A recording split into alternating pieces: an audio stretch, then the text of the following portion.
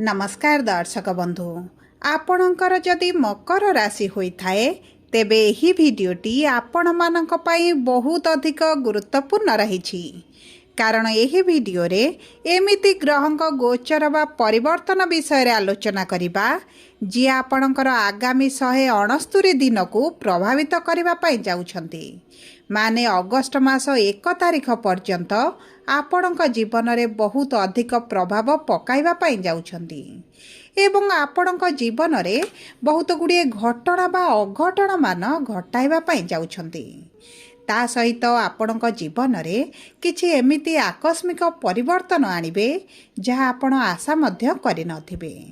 देखंतु ज्योतिष शास्त्र अनुसार राहु को पापी ग्रह बोली कहा जाए एवं राहु प्रभाव रे समस्तक जीवन में अशुभ ही घटी थाए किंतु वर्तमान राहु प्रवेश करुछंती निज नक्षत्र रे जहा फल रे आपणक जीवन में शुभ प्रभाव पकाइबा पई जाउछंती माने राहु कुंभ राशि रे विराजमान करी निजर नक्षत्र शतभिषा नक्षत्र रे प्रवेश करिबा पई जाउछंती जेउ कारणरू आपणक जीवन में बहुत गुड़िए शुभ परिवर्तन हेबा पई जाउछि तेबे केउं क्षेत्र रे कौन परिवर्तन हेब एवं कौन प्रतिकार रही अशुभत्व को दूर करने शुभाशुभ फल को वृद्धि करने विशेष भाव में राहुंकर शुभाशुभ फल को द्विगुणित करने एही भिडियो रे विस्तृत भाव में आलोचना करिबा किंतु भिडियोटी आरंभ करने पूर्वर जदि आपणकर भी मकर राशि होइथाए एवं आपण भी ईश्वर को आंतरिक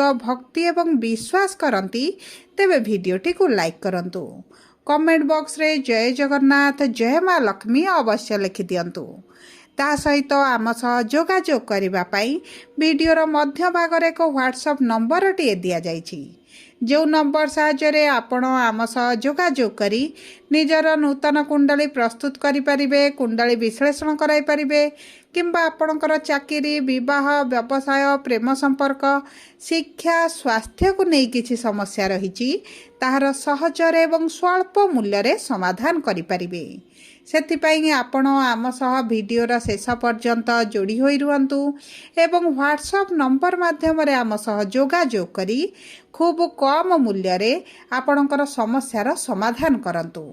एबे आसंतु कार्यक्रमटी को आगकू बढ़ाइबा एवं जानिबा राहुंकर एही गोचर बा परिवर्तनटी आपणक पई केतेकांशरे शुभ फल प्रदान करिवे एवं केतेकांशरे अशुभ प्रभाव पकाइबा पई जाउछंती।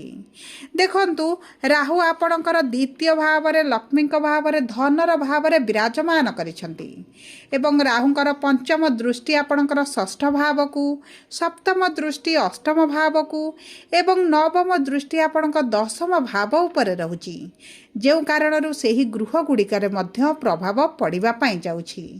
तेबे आसंतु जानिबा आपणकर नक्षत्र अनुसार आपणक जीवनर केउं क्षेत्र गुड़िकर प्रभाव पड़िबा पई जाउछि।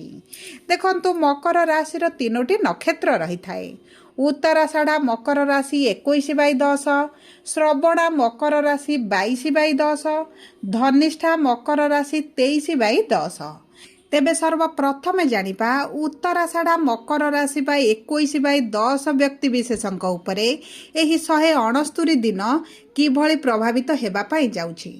देखंतु आपणकर नक्षत्राधिपति हेउचंती सूर्य जे आपणकर राहुंक सहित द्वितीय भाव में विराजमान करिसंती एवं जेउ कारणरू आपणकर ग्रहण दोषटी मध्य सृष्टि हेउछि किंतु एई दोषटी आपणकर मार्च मास 13 तारिख पर्यंत रहिबो कारण मार्च मासरे सूर्य आपणकर तृतीय गृह को गोचर करबा क्षणी आपणकर सेही दोषटी कटिबा पई जाउछि। तेबे देखंतु राहुंकर जेहेतु षष्ठ गृह को पंचम दृष्टि रहुछि आपणकर रोग ऋण शत्रु मानक नाश करिवे माने आपण जदि किछि लोन रे अछंती अर्थ करज रे अछंती आपणकर इनकम अपेक्षा करजटी अधिक रही अर्थ अधिक खर्च होउछि तेबे सेही सब क्षेत्र रे आपण निश्चित भाव में परिवर्तन देखिबे ता सहित देखंतु आपण को अचानक धन प्राप्ति हेबार मध्य संभावनाटी रही कौनसी ना कौनसी सूत्रରୁ आपको किछिटा अर्थ प्राप्ति हेबो जे कारणରୁ आपणक आर्थिक स्थिति मध्य परिवर्तन आसीबो आपणकर किछि कार्य अभिलाष रही जाइतला पूर्ण करिबा पई जदि न करि पारुथिले ତାହା ମଧ୍ୟ ଆପଣ କରିବେ। ଏବଂ ଆପଣଙ୍କର ଯେଉଁ ଗୁପ୍ତ ଶତ୍ରୁ ବୃଦ୍ଧି ଘଟିଥିଲେ, ଆପଣଙ୍କ କର୍ମକ୍ଷେତ୍ର ହେଉ, ଆପଣଙ୍କ ପାରିବାରିକ ଜୀବନ ହେଉ, ଆପଣଙ୍କ ଆସପାସ ପଡ଼ୋଶୀ ସାଇ ପଡ଼ିଶା ଯେକୌଣସି କ୍ଷେତ୍ରରେ ଯଦି ଆପଣଙ୍କର ଶତ୍ରୁ ବୃଦ୍ଧି ଘଟିଥିଲେ, ତେବେ ଆପଣଙ୍କ ଶତ୍ରୁମାନେ ନାଶ ଯିବେ ବା ଆପଣଙ୍କ ଠାରୁ ଦୂରତା ବନାଇବେ। ଏବଂ ଆପଣଙ୍କ କର୍ମକ୍ଷେତ୍ରରେ ଆପଣ ଚାଲାକ ଚତୁର ବୁଦ୍ଧିମାନ ହୋଇ ଆପଣଙ୍କ କାର୍ଯ୍ୟଗୁଡ଼ିକୁ କରିବା ଆରମ୍ଭ କରିବେ। ଆପଣଙ୍କ ମାନ ସମ୍ମାନ କର୍ମକ୍ଷେତ୍ରରେ ବୃଦ୍ଧି ହେବ। ଦେଖନ୍ତୁ, ଏହି ଅଗଷ୍ଟ ମାସ ମଧ୍ୟରେ ଯଦି ଆପଣ କିଛି କର୍ମକ୍ଷେତ୍ର ସମ୍ବନ୍ଧିତ ବଡ଼ ନିଷ୍ପତ୍ତି ନେବା ପାଇଁ ଚାହୁଁଛନ୍ତି, ଆପଣଙ୍କୁ ଚମତ୍କାରୀ ଫଳ ପ୍ରାପ୍ତି ହେବ।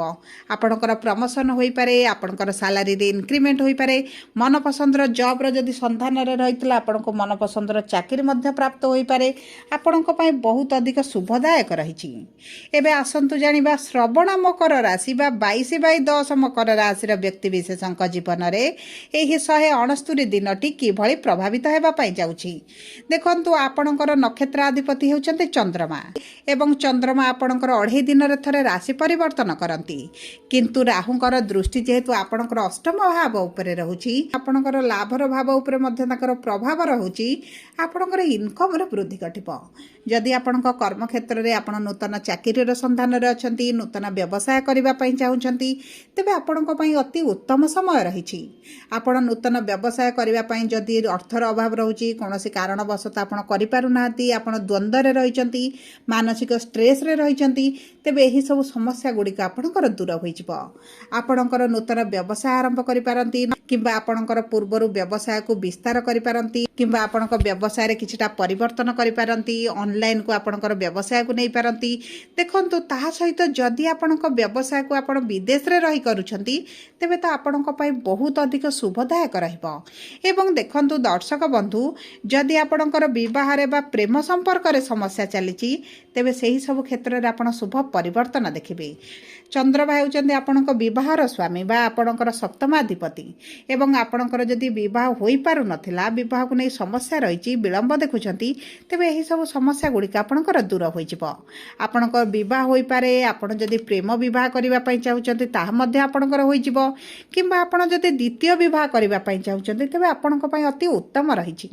ଆପଣଙ୍କର ଯେଉଁ ମାନସିକ ଦୁଶ୍ଚିନ୍ତା ରହୁଥିଲା, ଆପଣଙ୍କ ସ୍ୱାସ୍ଥ୍ୟକୁ ନେଇ ହେଉ, ଅର୍ଥକୁ ନେଇ ହେଉ, ପରିବାରକୁ ନେଇ ହେଉ, ତାହା ଆପଣଙ୍କର ଧୀରେ ଧୀରେ କମିବା ଆରମ୍ଭ ହୋଇଯିବ।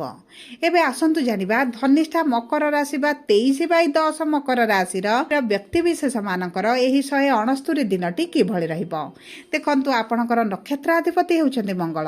ମଙ୍ଗଳ ହେଉଛନ୍ତି ଆପଣଙ୍କର ଲାଭାଧିପତି ଏବଂ ଆପଣଙ୍କ ସୁଖ ସୁବିଧା ଭୋଗ ବିଳାସ ଐଶ୍ୱର୍ଯ୍ୟର ମଧ୍ୟ ସ୍ୱାମୀ ଅଟନ୍ତି। ତେଣୁକରି ରାହୁଙ୍କର ଯେତେବେଳେ ନିଜ ନକ୍ଷତ୍ରରେ ପ୍ରବେଶ କରିବେ, ଆପଣଙ୍କ ସୁଖ ସୁବିଧାରେ ବୃଦ୍ଧି କରିବେ। ଆପଣଙ୍କ ପରିବାର ମଧ୍ୟରେ ଯଦି ଆପଣ ଅସନ୍ତୋଷ ରହୁଥିଲେ, କୌଣସି ନା କୌଣସି କାରଣକୁ ନେଇ ସମସ୍ୟାଟି ବଢ଼ିଯାଉଛି ଏବଂ ଆପଣଙ୍କୁ ପରିବାର ମଧ୍ୟରେ ଶାନ୍ତି ଅନୁଭବ କରିପାରୁନଥିଲେ, ତେବେ ଏହିସବୁ ସମସ୍ୟା ଗୁଡ଼ିକ ଆପଣଙ୍କର ଦୂର ହୋଇଯିବ। ଏବଂ ଆପଣ କିଛିଟା ଜାଗା ହେଉ, ଗାଡ଼ି ହେଉ, ଘର କିମ୍ବା ଯଦି ଆପଣଙ୍କର କିଛି ଅଭିଳାଷ ରହିଥିଲା କିଛି ବଡ଼ ଜିନିଷ ଆପଣଙ୍କ ପରିବାର ପାଇଁ କ୍ରୟ କରିବା ପାଇଁ, ତେବେ ଆପଣଙ୍କର ସେହି ଅଭିଳାଷ ଗୁଡ଼ିକ ପୂରଣ ହୋଇଯିବ। ଏହି ସମୟ ମଧ୍ୟରେ ଯଦି ଆପଣ କିଛିଟା ନୂତନ ଜିନିଷ କ୍ରୟ କରନ୍ତି, ତେବେ ଆପଣଙ୍କ ପାଇଁ ତ ଅତି ଉତ୍ତମ ରହିବ। ତା ସହିତ ଯଦି ଆମେ ଦେଖିବା ଆପଣଙ୍କର ଲାଭାଧିପତିକୁ, ତେବେ ଆପଣଙ୍କର କିଛି ନା କିଛି ତ ମନସ୍କାମନା ଏହି ଅଗଷ୍ଟ ମାସ ମଧ୍ୟରେ ପୂରଣ ହେବା ପାଇଁ ଯାଉଛି। ଆପଣଙ୍କର ଯଦି କିଛି ଇଚ୍ଛା ଶକ୍ତି ଥିଲା, ଆପଣଙ୍କର ଯଦି କିଛି ମନସ୍କାମନା ରହିଥିଲା, ତାହା ମଧ୍ୟ ଆପଣଙ୍କର ପୂରଣ ହେବ। ତାହା ସହିତ ଦେଖନ୍ତୁ, ଆପଣଙ୍କର ପ୍ରଫିଟଟି ବଢ଼ିଯିବ। ଆପଣ ଯଦି ପାର୍ଟନରସିପ୍ରେ ବ୍ୟବସାୟ କରୁଛନ୍ତି କିମ୍ବା ଆପଣଙ୍କର ଦୈନନ୍ଦିନ ରୋଜଗାର ରହିଛି, ତେବେ ଆପଣଙ୍କର ଇନକମ୍ରେ ବଢ଼ତି ଆସିବ। ଆପଣଙ୍କ ପାର୍ଟନରସିପ୍ ବ୍ୟବସାୟରେ ଆପଣଙ୍କୁ ଆକାଶ ଛୁଆଁ ସଫଳତା ମଧ୍ୟ ପ୍ରାପ୍ତି ହେବ। ଯଦି ପୂର୍ବରୁ ଆପଣଙ୍କର କିଛିଟା ସମସ୍ୟା ରହିଥିଲା, ଆପଣଙ୍କ ପାର୍ଟନରଙ୍କ ସହିତ ହେଉ କିମ୍ବା ବ୍ୟବସାୟରେ କିଛି ସମସ୍ୟା ରହିଥିଲା, ତେବେ ସେଥିରେ ଆପଣ ନିଶ୍ଚିତ ଭାବରେ ଶୁଭ ପରିବର୍ତ୍ତନ ଦେଖିବେ। ଦେଖନ୍ତୁ, ଯେତେବେଳେ ରାହୁଙ୍କର ଦୃଷ୍ଟି 10ମ ଭାବକୁ ରହେ, ଆପଣ ଚାଲାକ ଚତୁର ବୁଦ୍ଧିମତା ଲଗାଇ ଆପଣଙ୍କର କାର୍ଯ୍ୟଗୁଡ଼ିକୁ ହାସଲ କରିବା ଆରମ୍ଭ କରିବେ। ତେଣୁକରି ଏହି ରାହୁଙ୍କର ଗୋଚରଟି ସମସ୍ତ ମକର ରାଶିର ବ୍ୟକ୍ତିବିଶେଷଙ୍କ ପାଇଁ ଅତି ଉତ୍ତମ ବା ବହୁତ ଅଧିକ ଶୁଭଦାୟକ ରହିଛି। ସବୁ ପରେ ଆପଣଙ୍କର ଯଦି ଦଶା ମହାଦଶା ଖରାପ ଚାଲିଛି, ତେବେ ଆପଣଙ୍କ ପାଇଁ ସହଜ ଉପାୟ ହେଉଛି ଆପଣ ପ୍ରତିଦିନ ପ୍ରାତଃ ସମୟରେ ସୂର୍ଯ୍ୟଙ୍କୁ ଜଳ ଅର୍ପଣ କରନ୍ତୁ କିମ୍ବା ଆପଣ ମହାଦେବଙ୍କ ମନ୍ଦିରରେ ଜଳ ଅର୍ପଣ କରନ୍ତୁ। ଓମ୍ ନମ ଶିବାୟ ମନ୍ତ୍ରଟି ପ୍ରତିଦିନ 108 ଥର ପାଠ କରନ୍ତୁ ଏବଂ ଚେଷ୍ଟା କରନ୍ତୁ ପ୍ରତିଦିନ ହନୁମାନ ଚାଳିଶା ପାଠ କରିବା ପାଇଁ। ଗରିବ ବ୍ୟକ୍ତିମାନଙ୍କୁ ଯଦି ଆପଣ କିଛିଟା କମ୍ବଳ କିମ୍ବା ଖାଦ୍ୟ ଦାନ କରନ୍ତି ତେବେ ଆପଣଙ୍କ ପାଇଁ ମଧ୍ୟ ବହୁତ ଅଧିକ ଶୁଭଦାୟକ ରହିବ। କିମ୍ବା ଆପଣ ଯଦି କିଛି ସଫେଇ କର୍ମଚାରୀମାନଙ୍କୁ କିଛିଟା ଦାନ କରିଦିଅନ୍ତି ତେବେ ମଧ୍ୟ ରାହୁଙ୍କ ଠାରୁ ଆପଣଙ୍କୁ ଶୁଭ ଫଳ ପ୍ରାପ୍ତି ହେବ। ସବୁଠାରୁ ଚମତ୍କାରୀ ଉପାୟ ହେଉଛି ଆପଣ କୁକୁରଙ୍କୁ କିଛିଟା ଖାଦ୍ୟ ଦେବା ଆରମ୍ଭ କରନ୍ତୁ। ଏହା ମଧ୍ୟ ଆପଣଙ୍କୁ ବହୁତ ଅଧିକ ଶୁଭ ଫଳ ପ୍ରଦାନ କରିବ। ଯଦି ଆପଣଙ୍କର ମକର ରାଶି ହୋଇଥାଏ ଭିଡ଼ିଓଟି କିଭଳି ଲାଗିଲା କମେଣ୍ଟ ବକ୍ସରେ ଲେଖି ଜଣାନ୍ତୁ। ଯଦି ଆପଣଙ୍କ ପ୍ରିୟଜନଙ୍କର ମକର ରାଶି ହୋଇଥାଏ ଭିଡ଼ିଓଟି ତାଙ୍କ ସହିତ ସେୟାର କରନ୍ତୁ। ଯଦି ପ୍ରଥମ ଥର ଆମ ଚ୍ୟାନେଲକୁ ଆସିଛନ୍ତି ଚ୍ୟାନେଲଟିକୁ ସବସ୍କ୍ରାଇବ୍ କରନ୍ତୁ। ପାଖରେ ଥିବା ବେଲ୍ ଆଇକନକୁ ପ୍ରେସ୍ କରନ୍ତୁ। ଧନ୍ୟବାଦ।